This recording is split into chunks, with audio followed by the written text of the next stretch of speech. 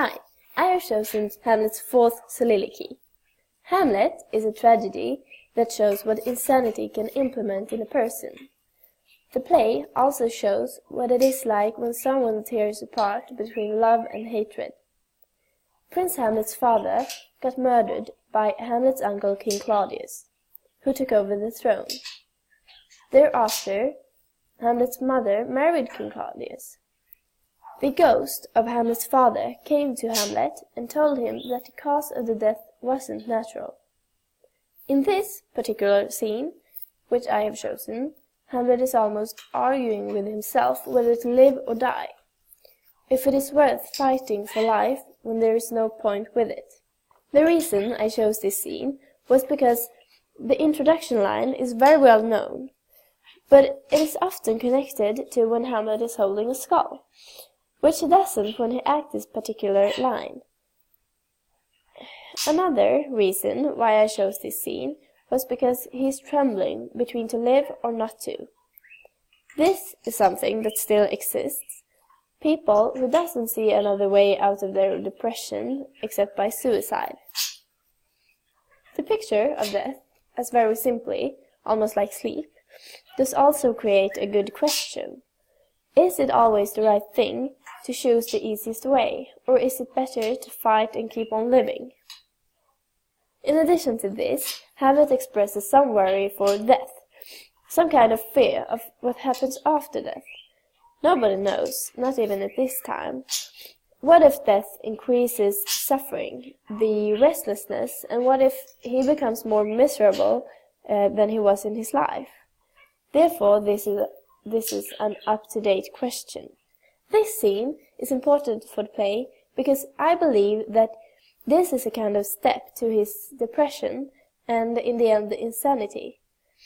Hamlet's soliloquies, there are several, represent Hamlet's thoughts, and the other characters in the play cannot hear this. Therefore, the soliloquies give us a deeper picture and story about a character's, in this case Hamlet, feelings and thoughts. This is Hamlet's fourth soliloquy. It is considered as the most philosophical one. Hamlet has the dilemma that if he kills King Claudius, his uncle, he will die after, and he is afraid of the consequences after death. This creates the question if he shall keep on living and suffer, or if he shall take his own life. I am not an actor, and I can't read the soliloquy in iambic pentameter, but I will do my very best. To be or not to be, that is the question.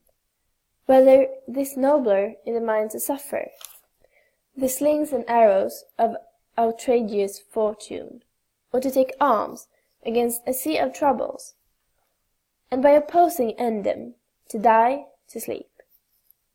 No more, and by asleep to say we end, the heartache and the thousand natural shocks that flesh is here to, this a consummation. Devotedly to be wished, to die, to sleep, perchance to dream. Ay, there's the rub. For in that sleep of death, what dreams may come, when we have shuffled of this mortal coil, must give us pause. There's the respect that makes calamity of so long life. For who would bear the whips and scorns of time? The oppressor's wrong, the proud man's contumely, the pangs of displeased love, the last delay, the insolence of office, and the spurns that patience merit of unworthy takes, when he himself might his quittance make with a bare bodkin. Who would fardel spear to grunt and sweet under a weary life, but that the dread of something after death, the undiscovered country from whose burn no traveller returns, puzzles the will, and make us rather bear those ills we have. This was Hamlet's fourth soliloquy, not read in iambic pentameter.